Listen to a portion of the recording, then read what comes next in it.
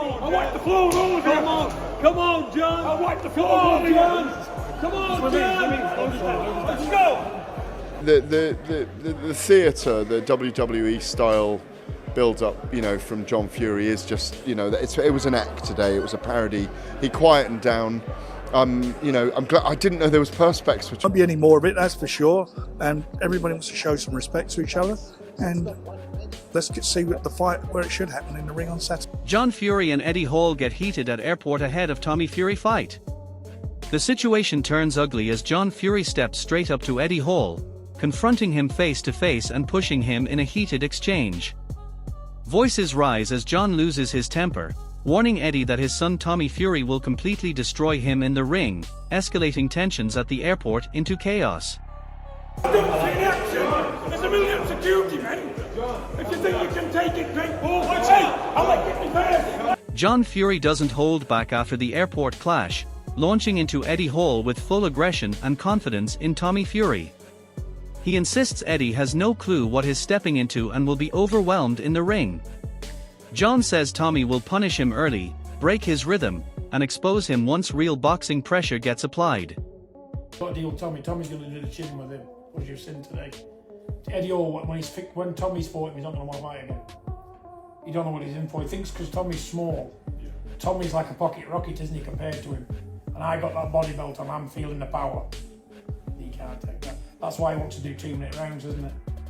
Eddie Hall says John Fury is very hot-headed, and he even admits that this kind of behavior can be both good and bad in combat sports. Eddie points out that John's temper has caused problems in the past, showing that emotions are running high around this fight. But in reality, that same aggression could easily backfire in the boxing ring, especially against someone like Tommy Fury who stays composed and picks his shots. But yeah, he's very hot-headed, which I think is a good thing for him, but also a bad thing for him. The guy's done time for being hot-headed. Tommy Fury makes it clear that strength alone means nothing in boxing, saying that if being the strongest man in the world made you a fighter, then everyone would be a world champion. He highlights that boxing is about timing, skill, IQ, and ring awareness, not just raw power. And as he builds towards his fight with Eddie Hall, he's confident he can expose that difference on fight night and prove why experience in the ring always beats pure strength. If strong men, being the strongest man in the world and picking up half a ton, meant you was the best fighter of all, everyone would be a world champion, wouldn't they? If being big and strong meant you could fight, everyone would be a world champion. But in this game, it's not about how much weight you can lift. It's not about how strong you are. There's a ton more things to the fight game. And that's what I'm looking to show Eddie on the night. John Fury doesn't hold back here as he insists Eddie Hall has no idea what he's stepping into, claiming Eddie is underestimating Tommy Fury because of his size. He describes Tommy as a pocket rocket, and makes it clear he believes the power and speed difference will shock Eddie once they get in the ring. John even questions the idea of shorter rounds, suggesting Eddie is trying to avoid the full demands of boxing. He don't know what he's in for. He thinks because Tommy's small. Yeah. Tommy's like a pocket rocket, isn't he, compared to him? And I got that body belt on, I'm feeling the power. He can't take that. That's why he wants to do 2-minute rounds, isn't it? He can't do the 3. I can't blame him. You've got to give Eddie all props because he's not a fighter. He's going to get in with Tommy knowing full well what can happen to him. And the only thing he's going to try and do is swing. The Wade Plemons breaks down Eddie Hall's biggest issue, saying he might be relying too heavily on a single right hand without understanding how to set it up properly. He explains that Eddie doesn't fully grasp distance, timing, or rhythm, which are crucial at any level of boxing. Instead of throwing his right hand constantly, he should be treating it like a dangerous weapon that is carefully timed, or he risks gassing out and getting picked apart by a more technical fighter like Tommy Fury.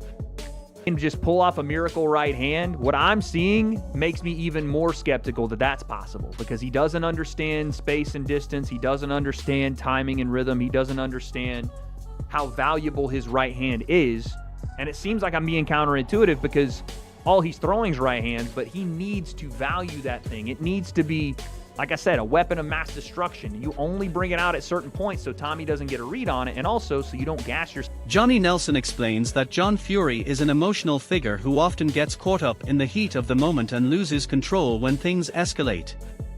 He points out that there are moments where John reacts first and thinks later, and in situations like this he eventually has to own the consequences of his actions. Now, the pressure is firmly on John to stay composed because anything else could create even more chaos around this already heated fight build-up. The pressure is now on John to behave himself. He's distracted a lot of attention and talk, and I'm quite sure someone will have a word with him out. The authorities will have a word with him. Tommy Fury makes it clear that the real tension in this situation is between Eddie Hall and John Fury, not him personally. He says he only stepped into this fight because of the clash involving his father, and that Eddie has been targeting the Fury name from the start.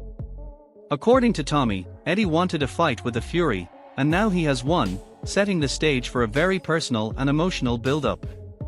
Yeah, I mean, at the end of the day, the real beef is between Eddie and my dad. You know, that's genuinely what has happened here. I'm only doing this fight because of my dad. So the real beef is between Eddie and my dad, and I'm obviously just stepping up to the plate. Tyson's on a different stratosphere. Basically, Eddie was having a pop between all the Furies. You know, he wanted to fight with a Fury, and he's got. Eddie Hearn says John Fury and Eddie Hall's clash has crossed a line, calling it too personal and unnecessary, even though he admits it will only increase attention on the fight. He points out that in boxing, moments like this are controversial, but they still end up building hype and pulling more eyes to the event whether people approve of it or not. Yeah, I mean, listen, it's boxing, it's family. John's John. Both goading each other. Both very personal. Both means a lot to everybody. Shouldn't have done it, but he's done. Simon Jordan describes John Fury's behavior as thuggish, vulgar, and completely unedifying, saying it's the kind of conduct that damages boxing's image. He argues that people shouldn't act shocked because John Fury has a history of violence and controversy, so expecting calm behavior is unrealistic. In his view, boxing often gets over-sanitized by fans expecting politeness in a brutal sport, and he believes this incident simply reflects the raw, chaotic nature of the fight game rather than anything surprising. No, not really. It's thuggish behaviour. John Fury's, is boorish, thuggish, unedifying, unpalatable, uncouth, vulgar behaviour. Absolutely. But what do you expect from John Fury? John Fury's been in prison for gouging someone's eyes out. What did you expect him to do? Convert into a Samaritan? Is it a nice look? No. Was it a nice look over the years in boxing about so many things? This ridiculous sentimentalising of society, expecting everyone to behave in their best version of themselves. Eddie Hall expresses frustration, saying he is completely fed up with the constant talk and confrontation around him. He claims people are quick to act tough, headbutting, shouting, and creating drama outside the ring, but fail to actually prove anything when it matters. He challenges them to stop talking and put their money where their mouth is, insisting that actions should speak louder than words. For Eddie, the situation has gone beyond promotion and turned into genuine personal disrespect. And then I was just so fed up. I was trying to get in nowhere with these guys. I'm like, look, you talk the talk. You fucking walk around headbutting and smacking people and punching windows and whatever else. I said, well, why don't you guys fucking put your money where your mouth is for once and fucking do something? And then The Wade Plemons delivers a very harsh assessment of Eddie Hall's preparation, calling his latest sparring footage abysmal. He questions what Eddie has actually been working on in training and whether there is any real structure behind it. Despite knowing Eddie has been training, he suggests the results show confusion and lack of direction. He also criticizes the coaching approach, implying that nothing is clearly improving, and warns that without proper development, Eddie could struggle badly in real fight conditions. Hall. The new sparring footage that I just saw is abysmal. I don't know what Eddie's been training. I don't know who has been training him. I know that he has been training, but my goodness, I don't know who with, what they're supposed to be working on or why. But let me just show you what I mean. Eddie Hall, training footage and sparring footage just dropped, and it is... Frank Warren explains that this fight has grabbed everyone's attention for multiple reasons, especially because someone involved is earning life-changing money. He admits that boxing is a dangerous sport, but as a promoter his job is to make fights that are both winnable and commercially massive. He believes this bout achieves both, helping the fighter move forward in his career while also delivering a huge payday. For him, it is a high-profile event that ticks all the business and sporting boxes. It's grabbed everybody's attention for various reasons, and they're getting. I mean, Tommy's getting life-changing money, and you know, how can you? I can't knock that. You know, you're in the ring. It's a dangerous place to be, and you know, my job is if I see a fight that I feel he can win and I'll put him into it, then I'll do that, and it gets him, you know, gets him further up the ladder. Not only do I think he can win it, I think, you know, obviously he you know, this is a high-profile fight, but he's getting a truckload of money for it. So, you know, it ticks all the boxes. Dave Allen reacts with surprise at the matchup, pointing out how unusual it is to see the world's strongest man stepping into a boxing ring against Tommy Fury.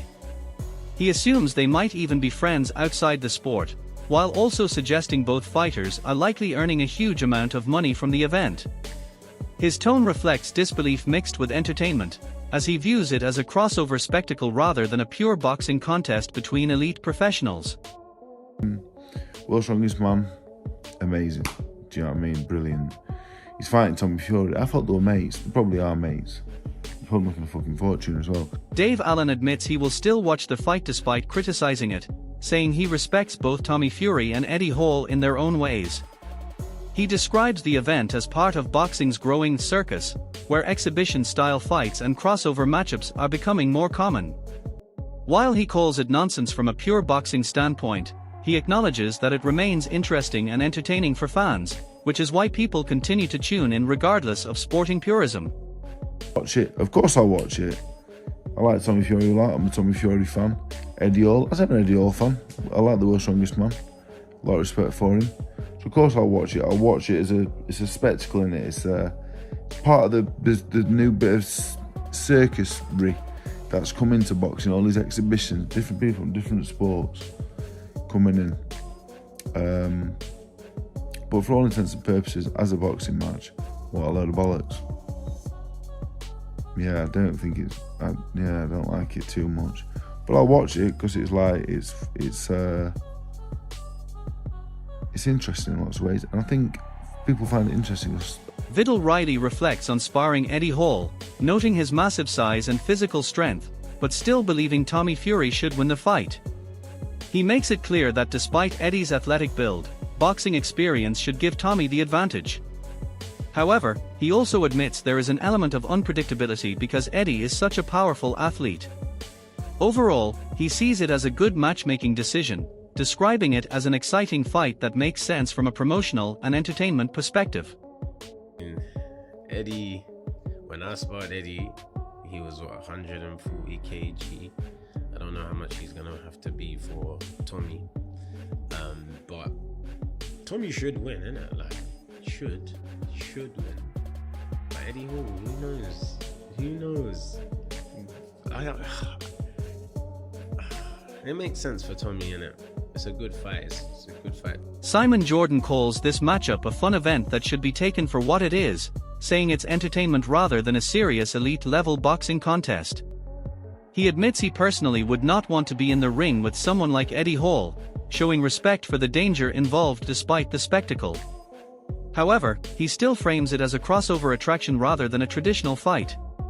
In a controversial twist, he even suggests he is fine with Tommy Fury getting hit, highlighting the polarizing nature of the event. I mean, won't it? If it's a good, fun event and you take it for what it is, I mean, I wouldn't want to be in it. You know, I wouldn't be across the ring from this fella. But notwithstanding, I'm quite happy for Tommy Fury to get a punch in the face. The Wade Pleman believes Tommy Fury should have a clear path to control the fight if he can get Eddie Hall to settle down after the early rounds. He stresses that despite Eddie's size and athleticism, he is not a refined boxer and tends to rely on wild power shots rather than technique. He highlights Eddie's lack of boxing fundamentals, including timing, defense, and ring awareness. Even referencing past fights, he notes how experienced fighters have been able to outbox similarly powerful opponents. While acknowledging Tommy is not an elite-level operator either, he insists Tommy must be good enough technically to avoid danger and secure a comfortable victory if he wants to justify the matchup. He's going to take it seriously. Now, I expect Tommy to pretty much do what he wants with him if he can get, Eddie to relax a little bit after the first, second, and maybe third round. Because as big as Eddie is and as athletic as he is, he can't box very much. he's not a great boxer. He swings for the bleachers, he's got great power, obviously, and he's a good athlete. Like, he's a really good quick-twitch athlete. But even in the Hafthor Bjornsson fight, I can't even believe we're referencing this in terms of a Tommy Fury fight, but even in that fight, I know Eddie had like one arm because he had a shoulder messed up, but Thor outboxed him and stuck a left hand on him. He was the southpaw. It was tricky, but listen, and Tommy is not like a high-level operator, but he better be high-level. Tom Aspinall describes the fight as interesting and acknowledges that both men bring different strengths into the ring. He points out that Tommy Fury has a clear boxing background, having trained and competed in the sport his whole life, which naturally gives him an advantage in skill and structure. However, he also warns against underestimating Eddie Hall, saying he can genuinely fight and carries real knockout power. He suggests the outcome is not completely one-sided, because while Tommy could outbox Eddie over distance and time, Eddie only needs one big shot to change everything. In his view, it is a classic matchup of technique versus raw strength and unpredictability. Right. Tommy is obviously a boxer. Eddie can fight as well, though, to be fair. So, yeah. You've trained with both of them, though. I've trained with both of them. What's the skills? What's the breakdown for this stuff? Tommy's been boxing all his life, so you would think that the edge should go to Tommy, but Eddie can actually genuinely fight. So. Tommy Fury confidently states that while Eddie Hall is physically strong and heavily muscled, that does not translate into boxing ability or durability. He points out that muscles do not protect a chin, and he believes that is where the real difference will be exposed on fight night. Tommy explains that boxing history is full of strong, powerful men who still struggled in the ring when faced with proper technique and timing. He makes it clear his focus is to find Eddie's chin and test his reaction under pressure. In his mind, this fight is about exposing the gap between strength training and real boxing skill at the highest level. You're right. I mean, Eddie's got muscles all over his body, but you can't put muscles on chins. So, and that's what I'm about to expose. Listen, we've seen good big men, in the ring all the time. But what's different, the muscles can't get on the chin, and I'm looking to find that chin. So we'll see. In the end, this fight is shaping up to be more than just a crossover attraction. It's a clash of pure boxing skill against raw strength and unpredictability. Tommy Fury believes technique, timing, and experience will expose Eddie Hall, while Eddie carries the danger of a single fight-changing punch. The build-up has been intense, emotional, and controversial, making this one of the most talked about spectacles in boxing. Now all eyes turn to fight night, where questions will finally be answered inside the ring. If you enjoyed this breakdown, make sure to like, subscribe, and stay tuned for more boxing updates and fight analysis.